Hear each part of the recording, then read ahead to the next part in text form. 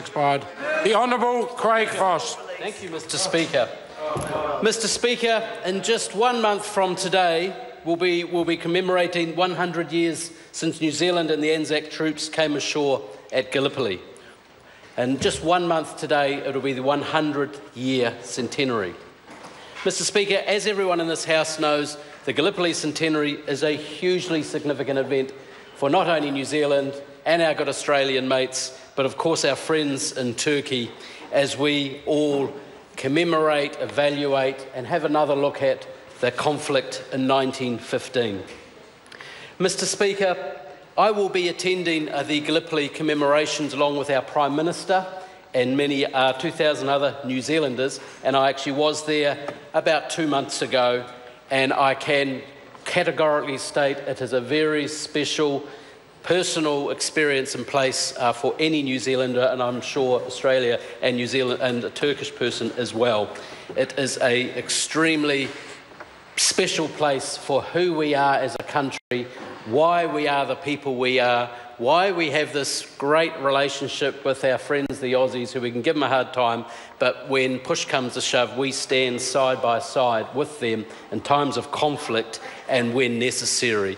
And the building, the learning, the beginnings of our nationhood, of just what it means to be a Kiwi, Mr. Speaker, comes through louder every year as we see more people, more younger New Zealanders at Anzac commemorations around our country. And I personally think it's actually, Mr. Speaker, as well as respectfully looking at the sacrifice by so many New Zealanders at the time, many of which were about the same age as many of the school kids that go to these commemorations, it's perhaps a bit of a search as to who we are as a nation and what formed us. Mr. Speaker, I have had the absolute pleasure today of hosting Ahmet Sinar, the Governor of Turkey's Çanakkale province, who is currently visiting New Zealand. I spoke and met with the Governor as he hosted me in Çanakkale, Gallipoli, a couple of months ago. And I can assure you that we have friends in Gallipoli looking out, looking after and treasuring that very, very special part of the world.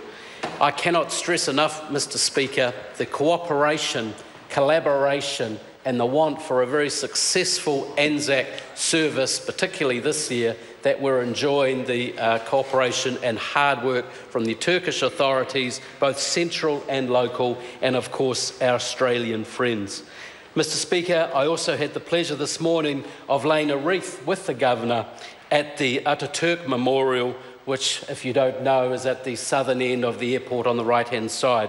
As you fly in, you can actually see it there. And if you don't mind, for the record, I would really want to put the quote from Ataturk, which just sums up better than anything or any words I've seen where we are today with Anzac Day. So, Mr. Speaker, the quote, which is the inscription on the memorial at Gallipoli and here in Wellington, and I quote, "Those heroes who shed their blood and lost their lives, who are now lying in the soil of a friendly country, therefore rest in peace. There is no difference between the Johnnies and the Mehmets.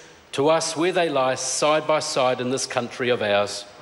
You, the mothers who sent their sons from faraway country, wipe away your tears. Your sons are now lying in our bosoms and are in peace. After having lost their lives on this land, they become our sons as well."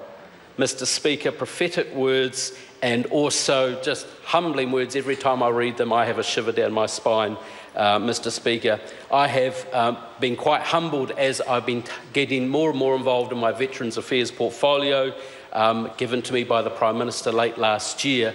There are good Kiwis, good people involved in our services. They have been involved in our services. They still are and will be involved in our services. Mr. Speaker, many New Zealanders seem to somehow take for granted the sacrifice and the price that many paid and continue to pay for the freedoms we enjoy to contest, to vote in democratic elections and to enjoy our way throughout the world with our friends throughout the world.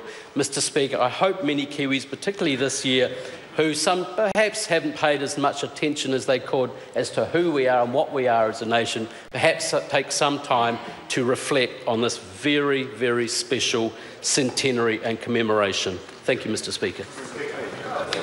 Kelvin Davis. Thank you, Mr. Speaker. Mr. Speaker, this government is